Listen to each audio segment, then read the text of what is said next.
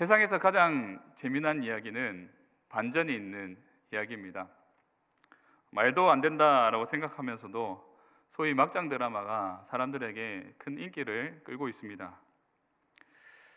근데 사람들이 재밌어하는 이 막장 드라마보다 더 재밌는 이야기가 오늘 본문 말씀 가운데 나타납니다. 지구상에서 가장 강력한 국가의 통치자가 있었습니다. 그는 누구 앞에서도 무릎을 꿇지 않는 당당함이 있었지만 단 하나의 사건으로 무릎을 꿇게 됩니다. 세상 사람들이 볼 때 누구도 상상 못할 반전의 이야기입니다. 당시 최강대국 애굽은 절대 무너지지 않을 것만 같은 천홍성과 같았습니다.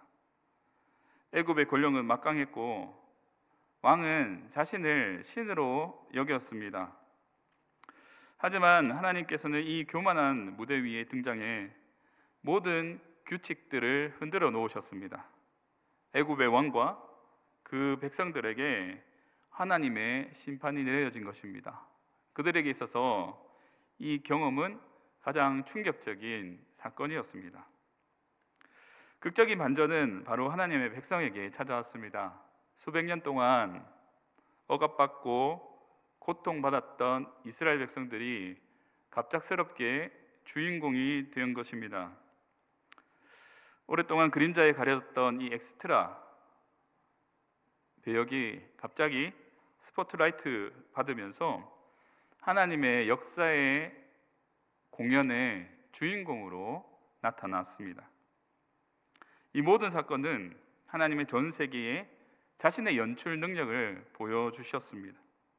모든 나라의 왕들은 하나님의 각본 앞에서 엑스트라에 불과하다는 사실을 드러납니다. 하나님의 주권은 단순한 권력이 아니라 우주 최고의 감독이 만들어낸 놀라운 드라마입니다. 오늘 이야기는 우리에게 말합니다. 세상 어떤 통치자도 어떤 제국도 하나님의 최종 각본은 바꿀 수 없다라고 말합니다. 하나님은 여전히 세상 나라들의 왕들을 심판하시고 자신의 백성들을 구원하시는 분이십니다. 그러면서 전 세계를 놀라운 반전의 드라마를 보여주십니다. 우리는 단지 이 놀라운 공연의 관객이 아니라 주인공의 역할을 맡고 있습니다. 역사의 스토리를 주관하시는 하나님의 구원의 이야기를 함께 묵상하시면서 하나님 나라의 주권과 하나님 나라의 백성으로서 온전히 살아가시는 저와 여러분 되시기를 간절히 소원합니다. 첫 번째로 하나님께서는 세상 나라를 심판하시면서 하나님의 주권을 보여주십니다. 위대한 연출가 하나님께서는 세상 나라의 왕들을 무대 위에 세우고 그들의 교만과 불의를 심판하시는 모습입니다. 우리가 기대하는 이상적인 주인공은 악과 불의를 엄정하게 판단하고 정의를 세우는 영웅과도 같습니다. 출애굽기 12장 12절의 말씀은 바로 그 드라마의 결정적인 장면을 보여줍니다. 제가 읽어드리겠습니다. 내가 그 밤에 애굽 땅에 두루 다니며 사람이나 짐승을 막론하고 애굽 땅에 있는 모든 처음 난 것을 다 치고 애굽의 모든 신을 내가 심판하리라. 나는 여호와라. 하나님께서는 이스라엘 백성들을 애굽의 손에서 구원하는 구원 계획을 가지고 계셨습니다. 근데 그 반대 세력으로 바로가 등장합니다. 세계 최강국 애굽 왕이 하나님의 계획에 반대한다고 해서 그 스토리가 바뀌는 것은 아닙니다. 연출가 하나님께서는 10가지 놀라운 연출 장면을 보여주십니다. 특수 효과죠. 강물이 피로 물들고 개구리, 이, 파리떼가 대량으로 출현하게 됩니다. 가축이 죽고 악성 종기가 발생하고 우박이 내리고 메뚜기가 나타납니다. 어둠이 깔리고 마지막으로 장자들이 죽는 이 모습, 이것은 이 이야기를 보는 관객들은 너무나도 경악하는 그런 사건입니다. 연출의 디테일은 놀랍습니다. 애굽의 요술사들이 처음 두 장면은 흉내냅니다. 그 이후로는 감히 흉내낼 수가 없습니다. 네 번째 재앙인 파리떼 장면부터 하나님께서는 이스라엘과 애굽을 철저히 구분시켜 놓으셨습니다. 이 재앙들은 단순히 특수 효과가 아닙니다. 하나님이 애굽의 거짓 신들을 물리치시는, 완전히 무너뜨리고 하나님의 주권을 선포하는 모습입니다. 나일강, 태양, 바로의 장자, 이것들은 모두 애굽이 섬기는 우상들이었습니다. 그런데 하나님 앞에서 무력함을 드러내는 충격적인 순간들입니다. 애굽과 바로는 하나님의 백성을 노예로 억압하는 악당 캐릭터입니다. 바로는 끝까지 하나님께 대적합니다. 그래서 이 스토리를 바꾸려고 합니다. 그런데 하나님의 주권이라는 거대한 서사 가운데 완전히 무너지게 됩니다. 10가지 재앙은 온 세상에 하나님이 진정한 하나님이신 것을 보여주는 그런 절정의 모습입니다. 심판의 장면이 끝나고 나서야 비로소 이스라엘 백성들은 해방될 수 있었습니다. 세상 모든 권력들은 너무나도 거대해 보이지만 하나님의 드라마는 그 어떤 힘보다 더 강력하고 위대합니다. 이 드라마는 단순한 한 장면이 아니라 하나님의 구원의 거대한 서사시입니다. 하나님은 마지막 때에 모든 악과 불의를 완전히 소멸하시는 최종 결말을 준비하고 계십니다. 이는 우리에게 궁극적인 희망과 소망을 안겨다 주십니다. 사랑하는 성도 여러분, 하나님의 드라마의 주인공으로 살아가시기를 바랍니다. 우리는 하나님의 주권이라는 위대한 각본을 깊이 믿고 신뢰해야 됩니다. 세상의 어떤 방해 세력도 하나님의 계획된 드라마를 바꿀 수가 없습니다. 개인의 삶의 무대에서 불의에 그리고 악에 타협하지 않는 용기를 가지고 사셔야 됩니다. 바로와 같은 완고함을 버리고 하나님의 정의를 드러내는 주인공으로 살아가야 됩니다.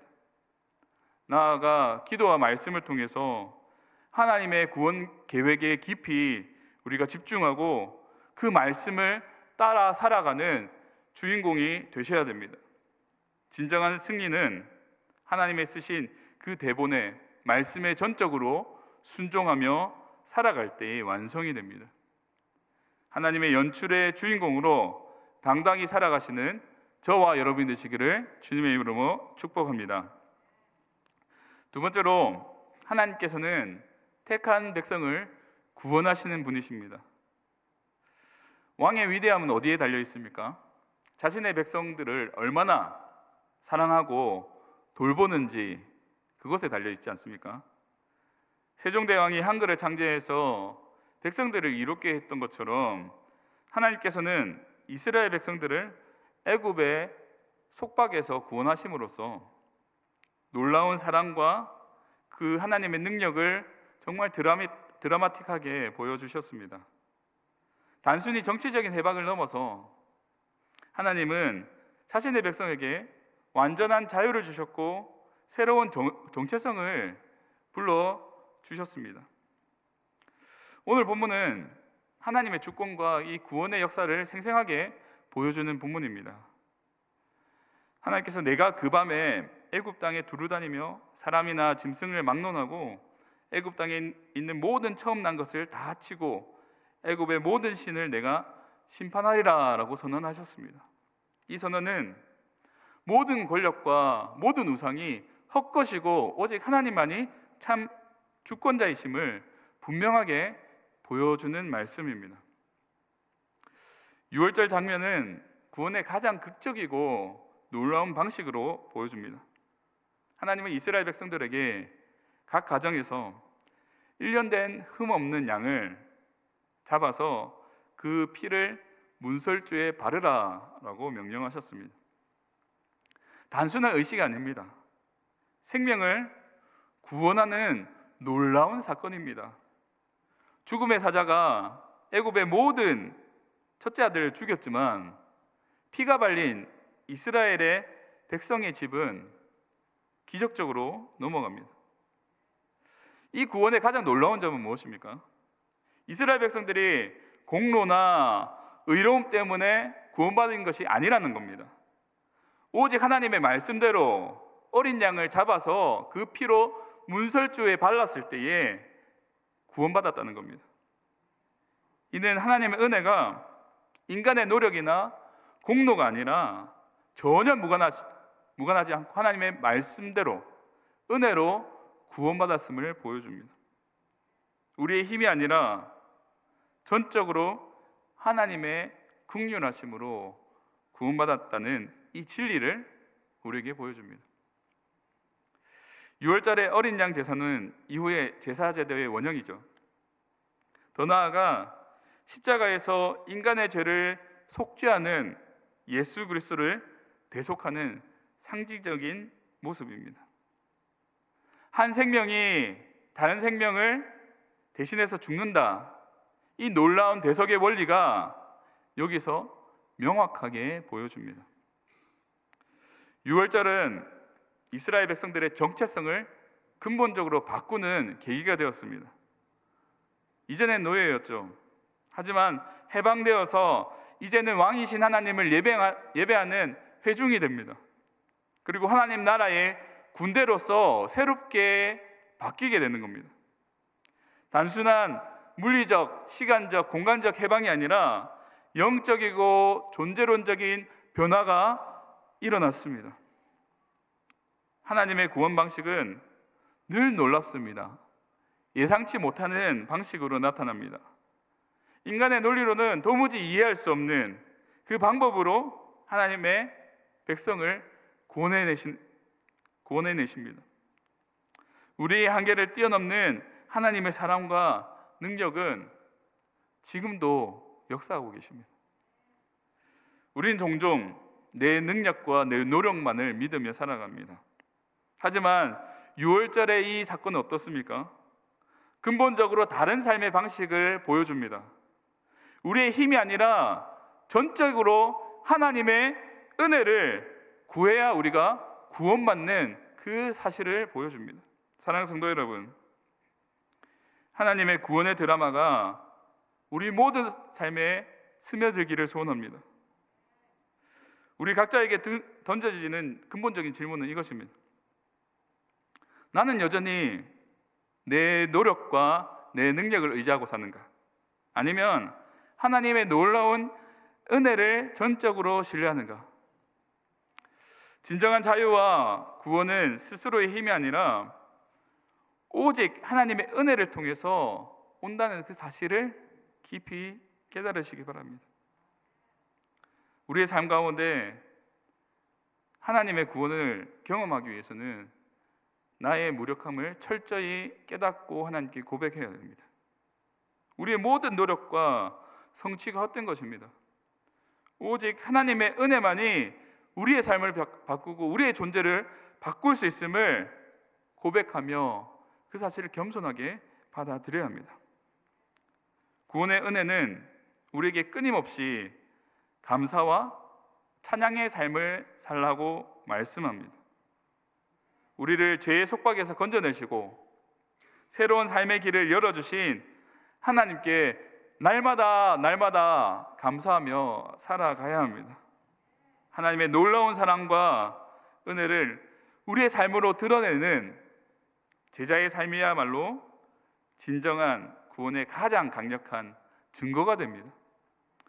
구원의 드라마의 삶을 우리의 삶 가운데 드러내며 살아가시는 저와 여러분 되시기를 주님의 이름으로 간절히 소원합니다. 마지막 세 번째로 하나님의 존재가 온 세상에 퍼지게 됩니다. 하나님의 존재가 온 세상에 놀라운 방식으로 퍼졌습니다. 하나님은 악한 세상 나라인 애굽을 10가지 재앙으로 심판하셨습니다. 이를 통해서 자신의 백성을 구원하셨습니다. 이 구원 자체도 놀라운 은혜지만 이보다 더 궁극적인 하나님의 뜻이 있습니다. 그것은 하나님 자신이 온 세상의 유일한 왕이시면서 왕으로서 완전히 의롭게 다스리신다는 것을 만방에 보여주신다는 것입니다.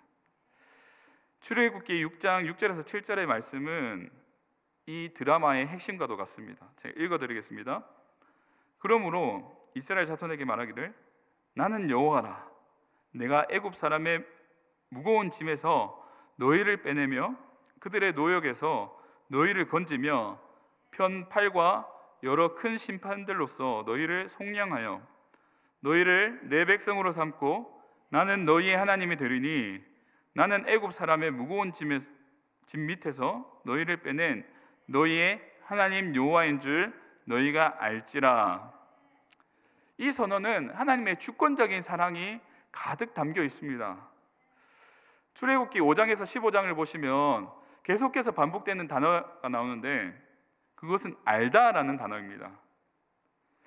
하나님의 놀라운 행위를 통해서 애굽의 백성, 바로 그리고 이스라엘 백성들이 여호와 하나님을 참된 왕으로 인지하는 것을 넘어서 몸으로 체험하는 그 사건들이 계속해서 등장하고 있습니다. 이들은 어떤 하나님을 알게 될까요? 먼저 첫 번째로는 애굽의 백성들이 여호와 하나님이 참 신이심을 알게 됩니다. 7장 5절에 이렇게 말씀합니다. 내가 내 손을 애굽 위에 펴서 이스라엘 자손을 그 땅에서 인도하여 낼 때야 애굽 사람이 나를 여호와인 줄 알리라 하시매. 이렇게 말씀하셨습니다. 안타깝게도 애굽 사람들이 10가지 재앙들을 다 경험한 그 이후에 여호와 하나님이 참 신이시구나 이렇게 인식하게 된다는 겁니다. 둘째로 바로가 여호와 하나님의 진정한 주권을 깨닫게 됩니다. 하나님 알기 전에는 바로는 자기가 신이었습니다. 자신의 고정관념이 깨어지는 그 순간이 애굽의 10가지 재앙이었습니다. 만약 바로가 나는 신이 아니고 여호와 하나님이 참 신이다라는 것을 깨달았다면 애굽과 자기 백성을 멸망의 파멸의 길로 인도하지 않았을 겁니다. 바로는 애굽이 완전히 무너진 이후에야 여호와를 인정했지만 너무 늦었죠. 세 번째로 이스라엘 백성 또한 여호와 하나님이 참 하나님이시라는 것을 깨닫게 됩니다. 하나님을 진정으로 인식하게 되었을 때 단순히 노예가 아니라 하나님의 군대가 되었고 하나님의 예배자로 바뀌게 되었습니다. 여호와 하나님을 진정한 주권자와 왕으로 인식할 때에 삶의 근본적인 태도와 양식이 완전히 바뀌게 됩니다. 사랑하는 성도 여러분, 하나님 나라의 백성으로 정체성을 가지며 사시기 바랍니다. 우리는 하나님 나라의 왕이신 하나님을 얼마나 진정으로 알고 얼마나 하나님을 묵상하는지 돌아보아야 합니다. 왕이신 하나님을 올바르게 아는 사람이 하나님 나라의 백성입니다. 하나님의 주권에 대한 깊은 이해, 이것이 우리의 삶 전체를 바꾸는데 핵심이 되는 겁니다. 우리가 하나님을 진정으로 알아가는 것은 단순히 성경을 열심히 읽고 공부하는 것을 넘어서 하나님의 존재 자체 앞에서 하나님 앞에서 우리가 철저히 항복하며 엎드려지는 것을 말합니다. 우리는 매일의 삶 가운데 하나님을 인정하고 하나님의 통치에 순종해야 합니다. 이것이 하나님 나라의 백성으로서 살아가는 삶입니다. 이것이 우리가 살아계신 하나님을 왕으로 모시고 살아가는 우리 삶의 증거가 됩니다. 하나님을 알고 하나님의 주권을 인정하며 하나님의 통치대로 살아가시는 저와 여러분 되시기를 주님의 이름으로 축복합니다. 하나님 나라의 드라마의 최종 장면은 승리입니다.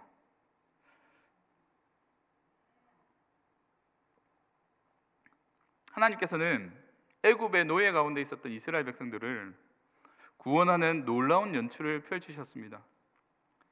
이 드라마는 하나님의 왕되심을 거부하고 하나님 나라의 백성을 억압한 바로에게 10가지 재앙을 내리셨습니다. 극적인 심판이죠.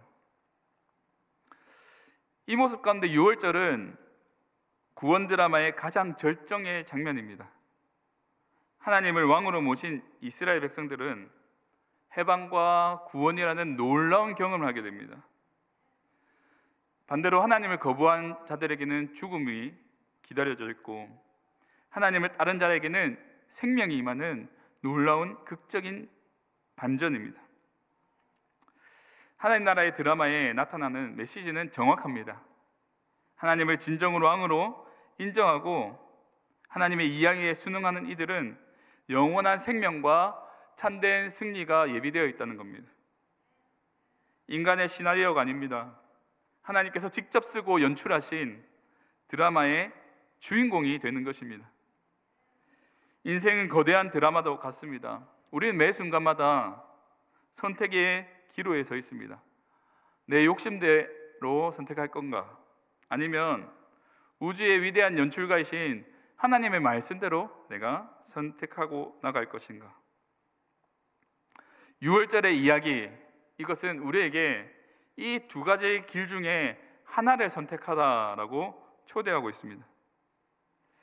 하나님의 드라마에 참여하는 것은 단순한 관객의 위치를 넘어섭니다. 우리는 하나님의 이야기의 적극적인 배우가 되는 것입니다. 우리의 대사를 하나님의 대본에 맞춰야 되는 거죠. 하나님이 지시하는 곳으로 방향으로 움직여야 됩니다. 하나님의 연출에 전적으로 순종하며 나가는 것을 의미합니다.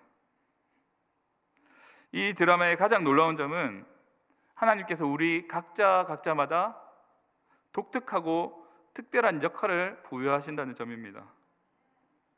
누군가는 어떤 이야기의 주인공이 될 수 있습니다.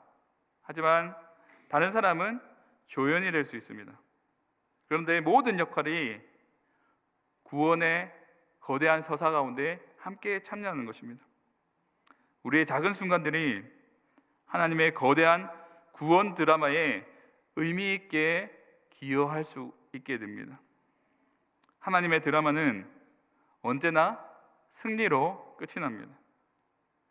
지금 당장은 우리가 어렵고 힘들고 절망스럽게 보일지라도 최후의 장면은 빛과 승리로 가득 차 있습니다.